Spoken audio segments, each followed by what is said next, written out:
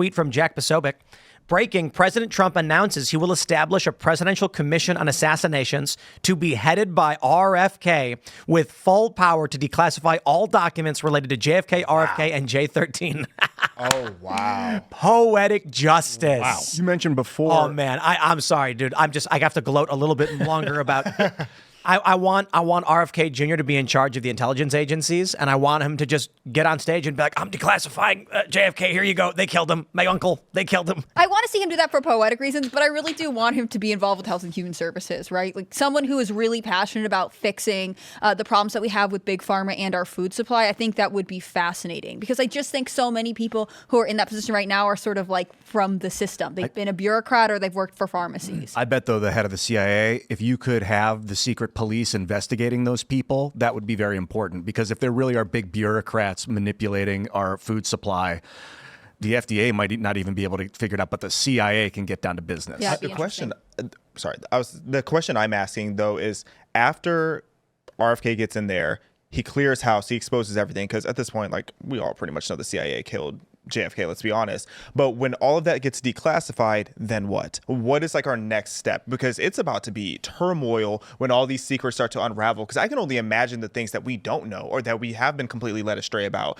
It's like, who gets held accountable? Do we just abolish the CIA? Like, what is the next step after that? Probably it'll get plastered as fake news, and then half the country will believe it's fake. It's censored on the internet. You get deleted on Instagram if you post it. Fact checkers wrecks you. Yeah, but they doesn't can't really matter what the media does because if he actually gives them that power to declassify, and then Trump can respond with executive orders and things of that nature to actually go after these folks, they could do it. It's going to come down to AG. I think the dam is broken. Yeah. They're struggling to maintain narrative control. RFK got up on stage. He took a sledgehammer to the TV.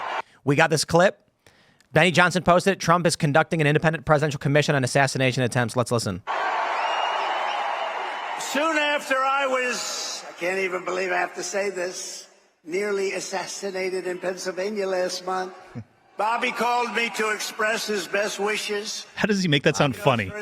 Seriously. Encouraged by leaders who stand up to the corrupt political establishment. When you stand up, you bring on some trouble for yourself, but you have to do what's right. You have to do what's right for the country. I will tell you, we are both in this to do what's right That's a cool for the shot country. right That's there. one thing I can tell. I should be his VP, man. I mean, it's too late. I would have loved that. That would have been big. He lost his father and uncle in service to our country, and Bobby himself was subject to repeated threats to his safety during the course of his campaign while being denied protection by the Harris-Biden administration. And this is a tribute in honor of Bobby. I am announcing tonight that upon my election, I will establish a new independent presidential commission on assassination attempts.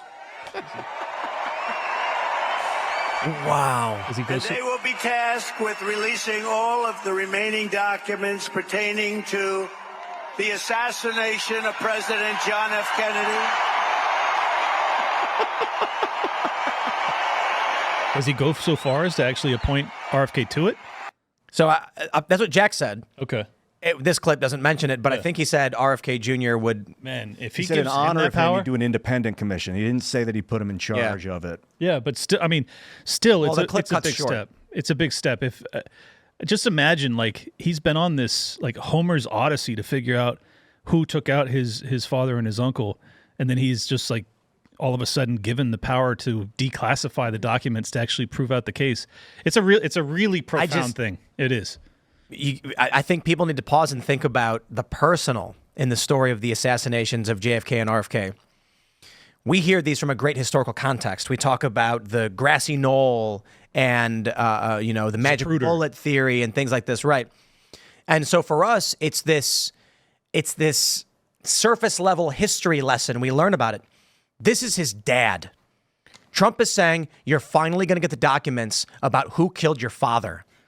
Well, I mean, just imagine how you would feel if you lost your dad and someone said the keys All the answers you've been waiting for your entire life are standing right in front of you. This is Bobby Kennedy Sr. is his dad. We got assassinated by Sirhan. This is the official narrative. In the RFK Jr. does not believe that. In a kitchen, like he's walking through a kitchen to get to a speech after a speech, and some guy runs up to him, and then but there's a guy behind him with a gun and we too. talked about this a little bit before the show, but RFK was repeatedly denied Secret Service protection. And I know the Biden administration pushed back, said, initially when he asked for it over a year ago, you're only supposed to get 120 days before the election. He got it less than 100 days before the election because of the assassinated on Trump's life. The reason that provision exists at all, the reason that Secret Service protection is offered to major presidential candidates is because his dad was assassinated. Like, I can't imagine being in this position where these historical precedents aren't just like because of someone you've heard about on the news, but because they are active threats to your family that cause all of these rules and ways that we view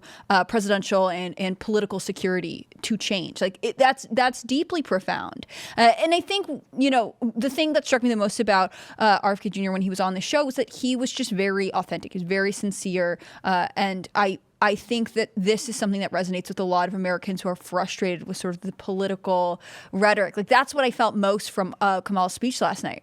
She was just sort of tap dancing around the points she's supposed to talk about, and then she's, smiling and waving and exiting the stage. She's not offering anything. I mean, opportunity economy, what is she even saying? I want to play this clip real quick. I'm trying to find where Trump does say it'll be RFK. This may be it.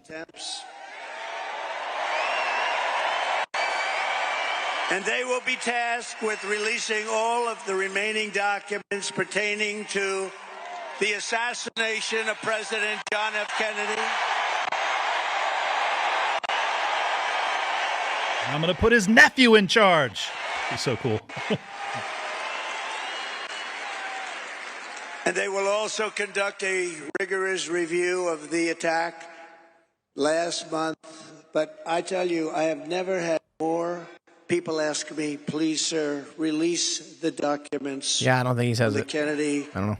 And this is a before the show, Clint, you mentioned that they asked Trump before why. Yeah. So he says in honor of Bobby, not that he's actually giving him the right. They asked Trump before why he didn't release the documents, and you said that Trump, his response was, if you saw what I saw, you wouldn't have released them either. That's what he told Judge Napolitano. And I take him at his word that that's how it went down. Now, the question is, what did he see? And the obvious, my obvious suspicion or conclusion that I come to is that, well, it's because the agency that is responsible is American and it still exists. Because otherwise, why would you not tell the truth? I think that's why Lyndon Johnson wanted to shut it down, because it would have caused a civil war if they saw that our own agency or the mafia was involved with our own agency or the Russians were involved with our own mafia. According to Roger Stone, Lyndon was in on it. So Lyndon was in on it? Yeah. According to Stone? Wow. Yeah.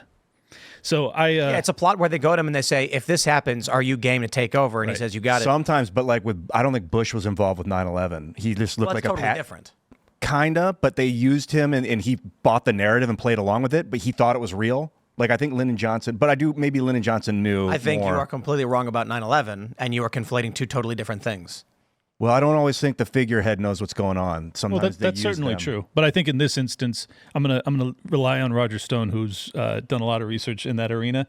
I don't know for a fact. Obviously, I mean, this is what we're waiting for, is to know for a fact. We need these documents to be declassified so we actually know what happened. Yeah, look, if someone asked me to put money on the table, and your bet was CIA did it or official narrative, I'm going CIA did it every time. Come on, maybe the mob, because they were hard. The Kennedys were hard on the mob. They probably worked in tandem. Yeah, I think that the easy bet is official narrative is false.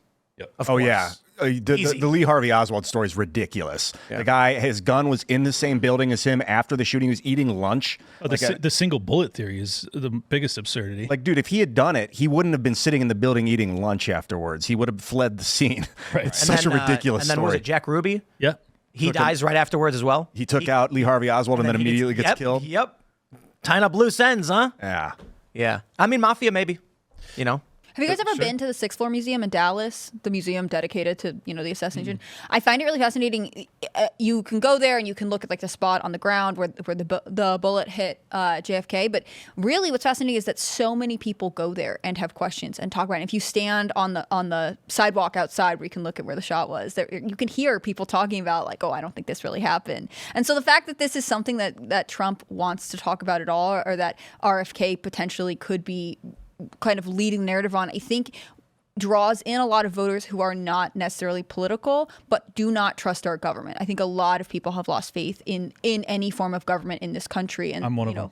Yeah, I know that. But I think, but you are political. I mean, you're very an much. active libertarian. I think just run of the day Americans who, they might cast a ballot, they're maybe not consistent, but they look at their local, state, and federal government and say, you do not serve my interests, you serve your own interests. I think the fact that there would be transparency on this front would be sort of a way to connect with disenchanted Americans. See, I think that's the thing that I like most about Kennedy is he has kind of the childlike, and I say this not in a condescending or insulting way, but he has a childlike naivete that these institutions at their core are intended to benefit the people, and that they're capable of that, and they ought to, and that I'm capable of remedying what ails these institutions. It's like, I think he's out of his mind. I don't think there's any chance you could actually reform the CIA or the FBI, but I love the idea of a guy who's a true believer actually giving it a go. Mm-hmm. I mean, that's way better than Pompeo or any of these other scumbags that are in positions of power. Burns right now, it's like these guys are super dangerous. Burns was the ambassador to Russia when they were talking about the Maidan revolution. They were talking about how basically it's the reddest of red lines.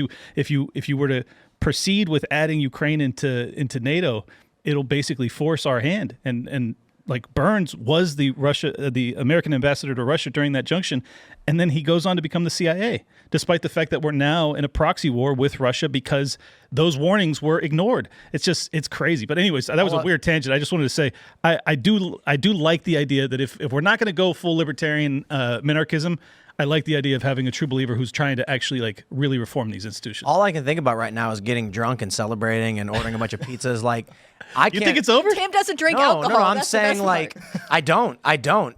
I'm just so excited. Yeah. I feel so optimistic. The hope is through the roof. Seeing all these clips that people are posting on X of RFK Jr. walking out this filled stadium arena. RFK Jr. standing there with Donald Trump and everything they're saying about the assassinations, I'm like, it's like the veil has been lifted. Yeah. Thanks for checking out this clip from Timcast IRL. Make sure to watch the show live Monday through Friday at 8 p.m. Subscribe to this channel, and we will see you all there.